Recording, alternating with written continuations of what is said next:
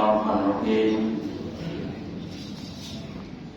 Assalamualaikum warahmatullahi wabarakatuh.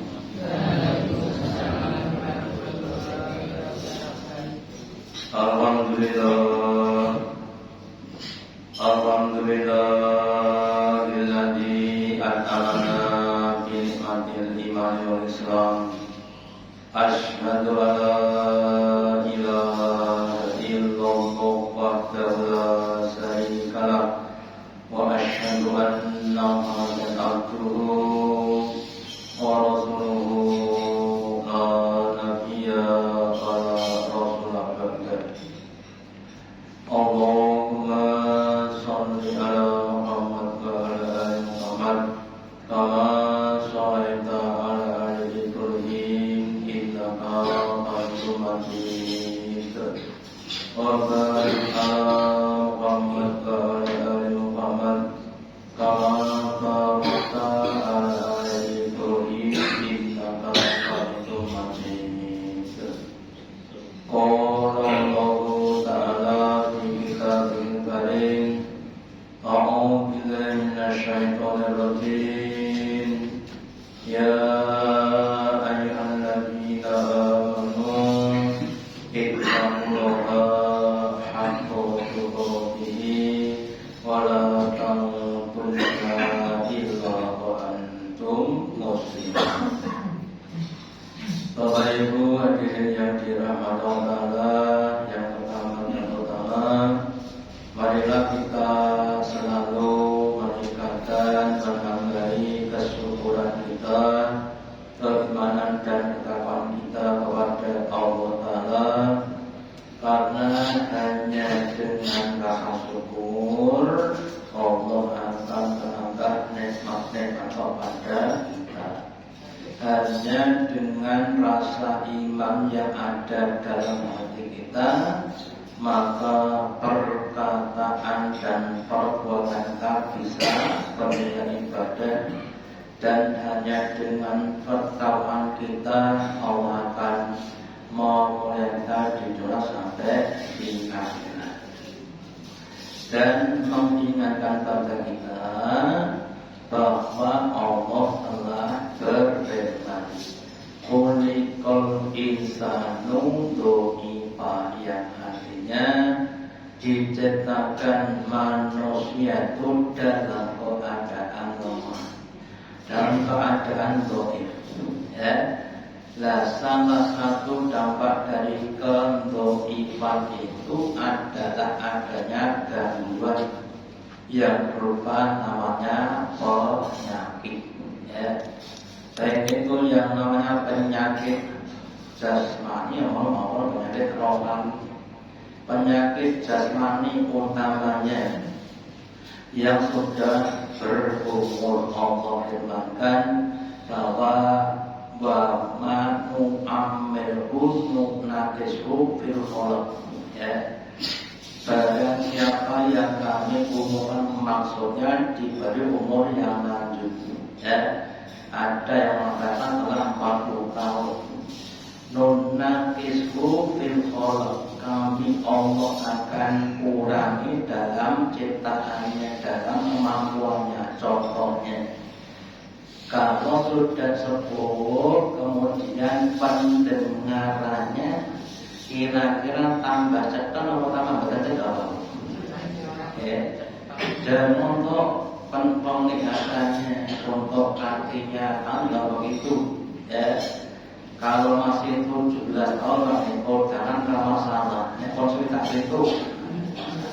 Ya. Juga penyakit yang ada dalam rohani kita. Ya. Ada penyakit apa? Hasad, sombong, dan sebagainya.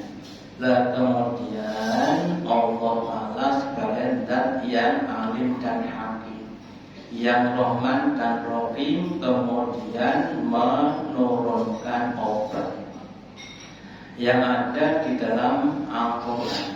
Jadi sebagian dari fungsi Al-Quran adalah sebagai sifat kulinas, sebagai obat bagi manusia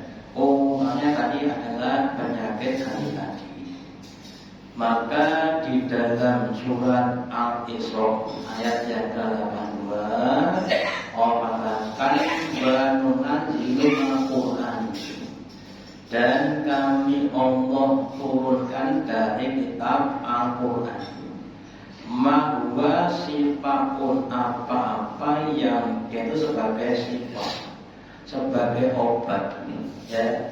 Pertama tadi tentang obat jasmani, ada beberapa contoh nyata. Ada anak namanya Fajar dari Karanganyar, Jawa Tengah, Indonesia. Dia itu lahir dalam keadaan lumpuh otaknya itu lumpuh ya. Oleh bapak ibunya dia diperdengarkan Quran sehari cuma 24 jam. Nah, kemudian usia 11 tahun sudah dapat 30 juz. Padahal tadi nomor kelompok otak. Kita insya Allah semuanya, termasuk saya, dinilai tidak kelompok otak. Gitu Pak. Mereka apa muncul 30. Kenapa ya? Karena kurang mendengarkan lagi. Ya, makanya monggo diusahakan setidak-tidaknya kita sering berilmu dengan Al-Quran. Demikian juga di beberapa penelitian ya, di Pakistan ada seorang profesor yang buat penelitian dengan cara ada satu buah apel dibelah dua ya, yang A dan yang B. Kemudian yang A tadi setiap hari diperdengarkan musik ya. Yang B diperdengarkan Al-Quran sekitar 10 menit selama 15 hari.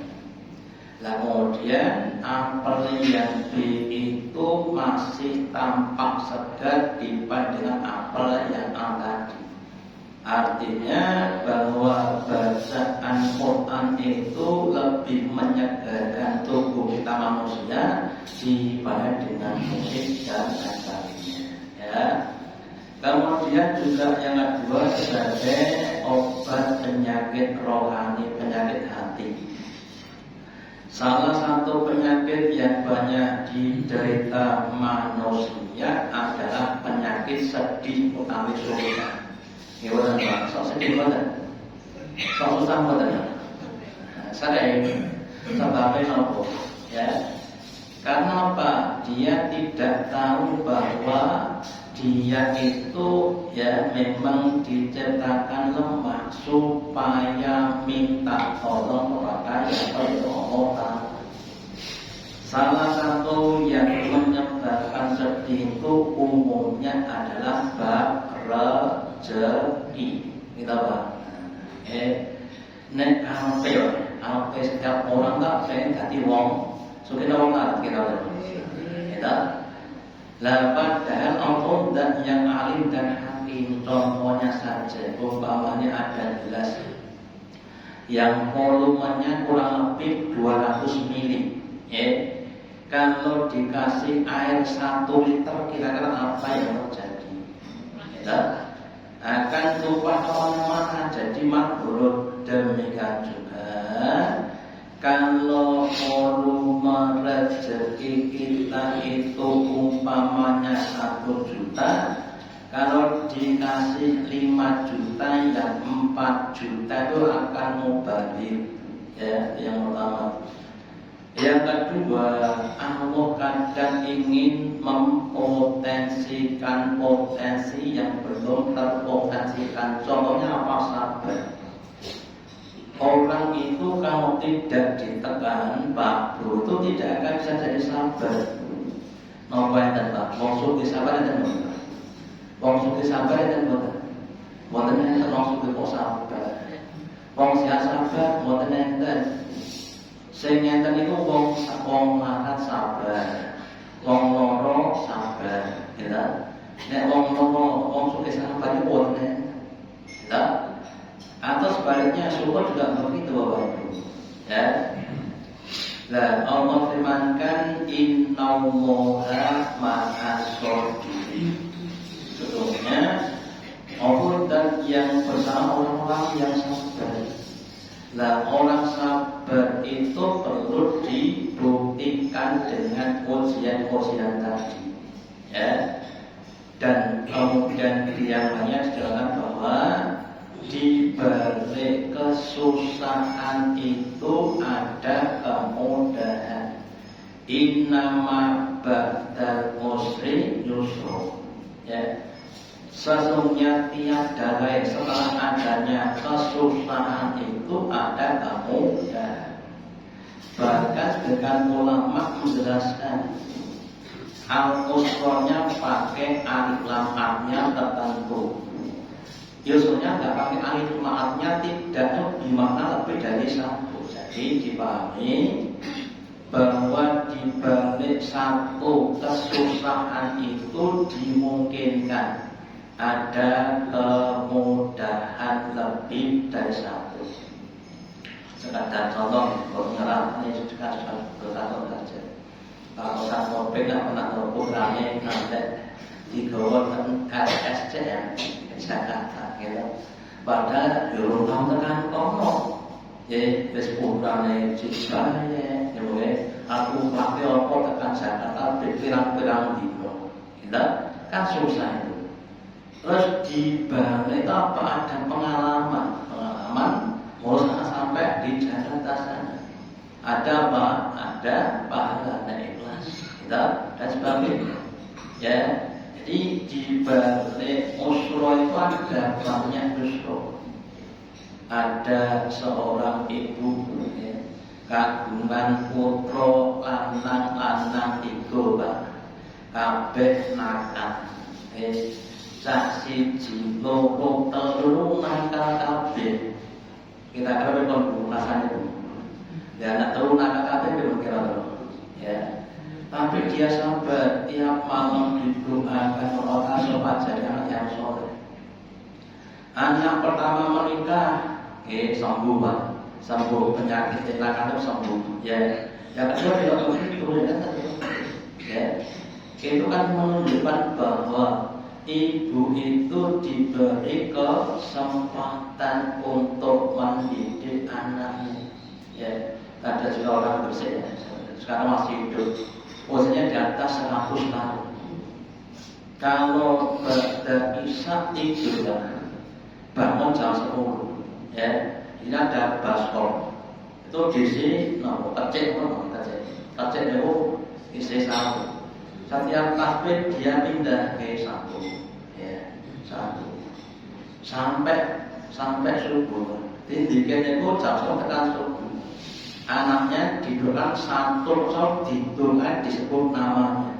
Anak pertama, kedua, ketiga dan sebagainya disebut itu. Ya, karena apa? Jadi anak-anak yang soleh itu adanya. Ya, ini ya. Di sifat adalah obat hati dan obat jasadinya. Terus warahmatun sebagai rahmat. Rahmat apa? Rahmat itu belas kasih. Di dalam surat Ar-Rahman dijelaskan kata Ar-Rahman alamal Quran. Sebagian namanya Allah adalah Ar-Rahman dan yang maha belas kasih. Lah bentuk belas kasih tadi sebagian dilakukan dengan mengajarkan Al-Quran. Jadi pembelajaran Allah pada manusia sama sebagai bentuk belas kasihnya.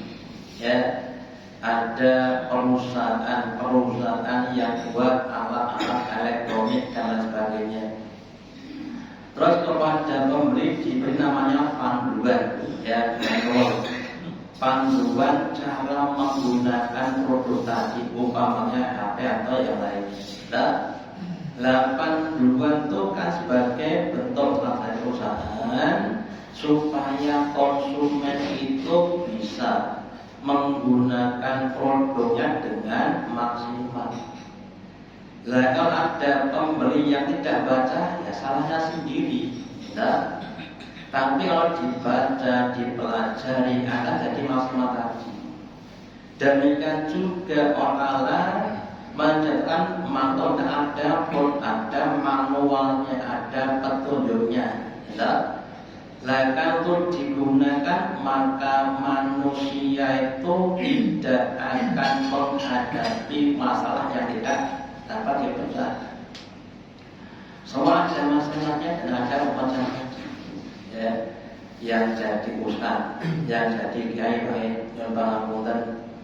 Kalau berdakwah mulang ngaji umpamanya ditolak, diemoi, dikafiri, kintan-kintan tak ada itu. Ya, jadi jangan cuma pilih ustaz. Sekelas Nabi Muhammad itu juga pernah dikafiri. Ya, terus Allah menghibur, wahai Muhammad, jika engkau berdakwah ditolak umatmu itu, nabi-nabi yang dulu juga seperti itu, tidak cuma kamu saja. Ya, akan jadi apa? Oh, begitu loh. Nah, kalau kelas nabi seperti itu, maka kelas ustaz ya lebih seperti itu. Ya, kemudian diingatkan, wahai Muhammad, wahai ustaz, wahai kiai, tugasmu itu cuma menyampaikan, ya, maka jadi lega, ya, jadi adalah sebagai rahmat, petunjuknya supaya manusia dapat menjalani hidupnya dengan baik dan benar. Lah kemudian waladul illa qasar. Bagi orang-orang beriman sebagai sifat dan rahmat, tapi bagi orang-orang yang dolim maka itu akan menjadi suatu kerugian. Di ayat lain dikatakan oleh Ibu bahwa Quran itu nanti akan menjadi penyesalan bagi orang-orang yang tidak beriman. Kenapa masalah? Karena sudah diberi petunjuk tapi tidak mau mengerjakan. Ya, nah itu kemudian jadi tidak bermanfaat, jadi rugi. Contohnya, Allah firmankan kepada manusia supaya hanya menyembah kepada Allah semata. Ya. Tidak boleh menyembah kepada selain Allah. Terus ada yang mengkafiri, ya, menyembah kepada selain Allah. Maka itu besok di hari kiamat dia akan menyesal. Dijelaskan dalam hadis Nabi, ketika manusia berkumpul di padang mahsyar, terus orang tampakkan matahari. Orang katakan, ya, siapa dulu yang ditanya Mbak matahari? Oh saya silakan ikut matahari sana. Ya, kita terus tampakkan berhala-berhala, Lata, Uzza, Manat, begitu. Sampai terakhir itu yang tersesat adalah orang-orang yang hanya nyembah kepada Allah Ta'ala. Kita dan orang katakan kepada mereka yang nyembah matahari, silakan minta tolong kepada matahari. Yang nyembah kepada bulan, silakan minta tolong kepada bulan. Pada waktu itu, yang namanya kiamat itu yang berhak cuma Allah Ta'ala, Maliki Yaumiddin. Yang kuasa di hari kiamat itu cuma Allah Ta'ala. Ya, siapapun yang ketika di dunia disembah, disanjung, dipuja, dipuji, diibadahi, itu di hari kiamat sudah tidak punya kekuatan apa-apa. Ya, kita pahami kiamat Maliki Yaumiddin itu sebagai suatu pertanda bahwa yang kuasa cuma Allah Ta'ala. Ya, terus di hadis yang lain Allah melipat langit dan bumi. Kemudian Allah bertanya, Ainal mulkul dunya, Mana raja-raja dunia, raja-raja yang dulu merasa berkuasa. Mana itu si Fir'aun, mana itu si Namrud, gak ada Bapak Ibu.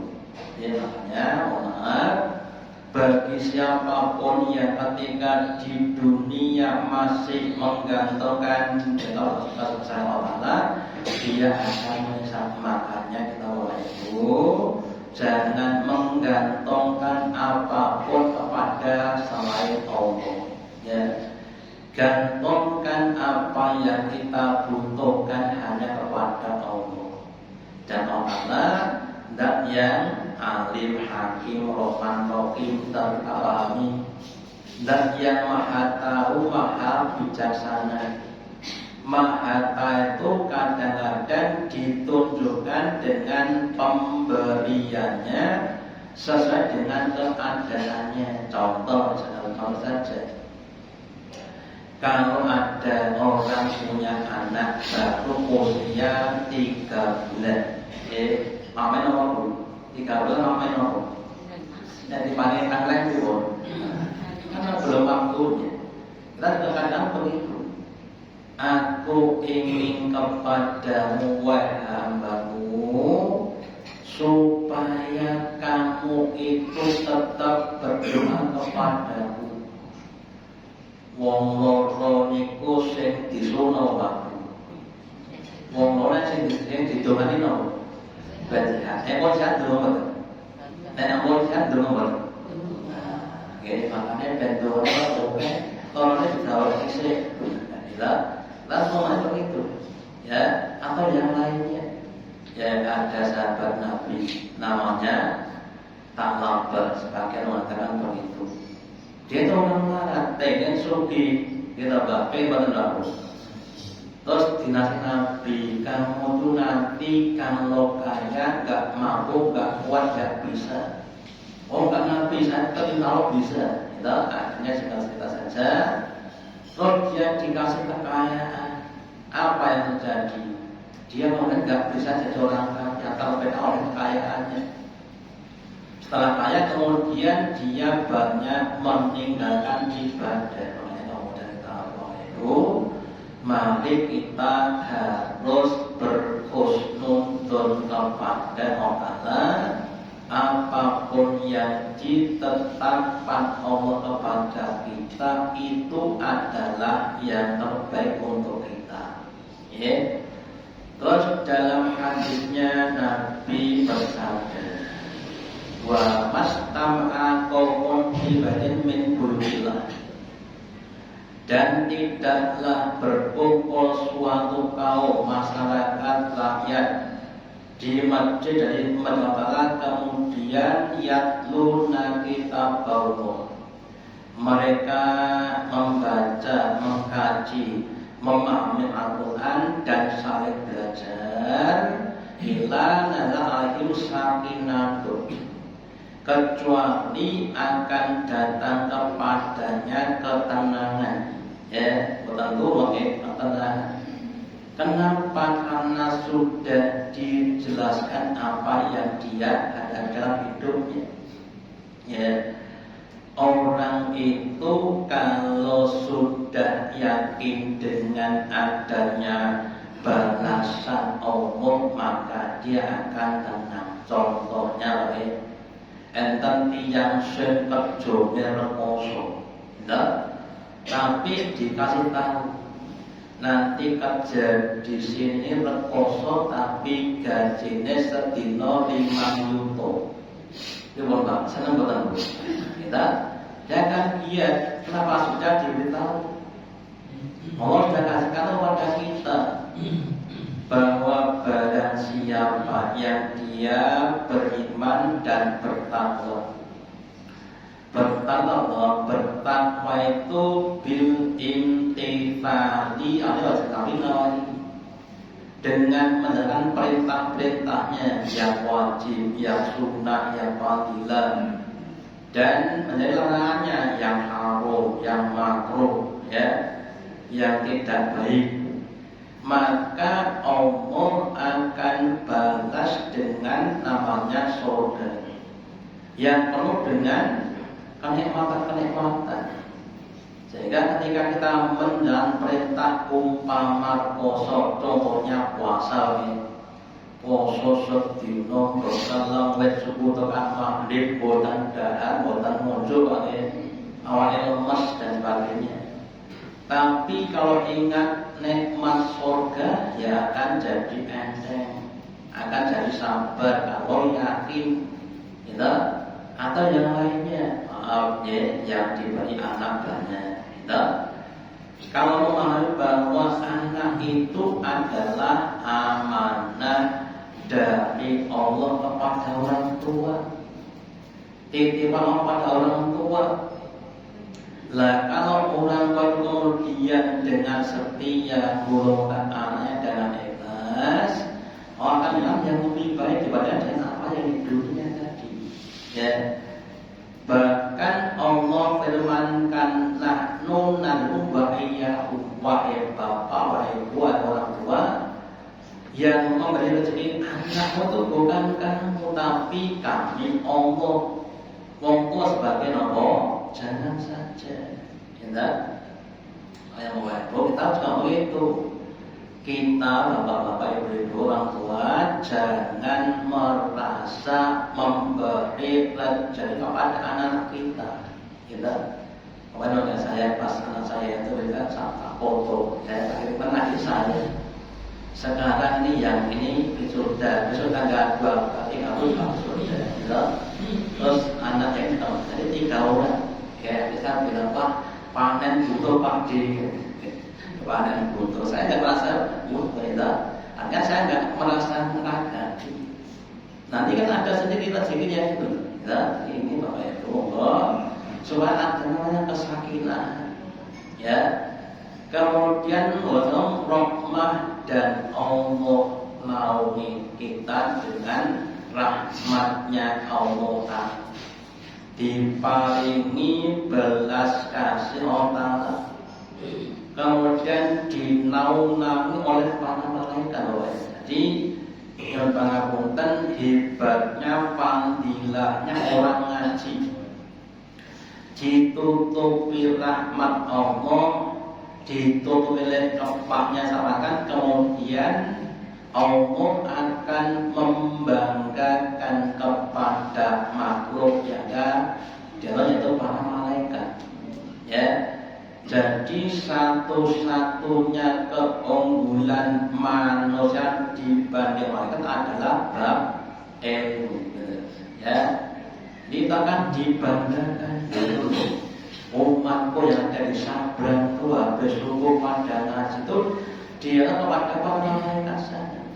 Ya, makanya monggo Bapak Ibu, usaha kita dalamlah yang pertama memahami, menghayati, mempelajari, membaca Quran, monggo kita tingkatkan.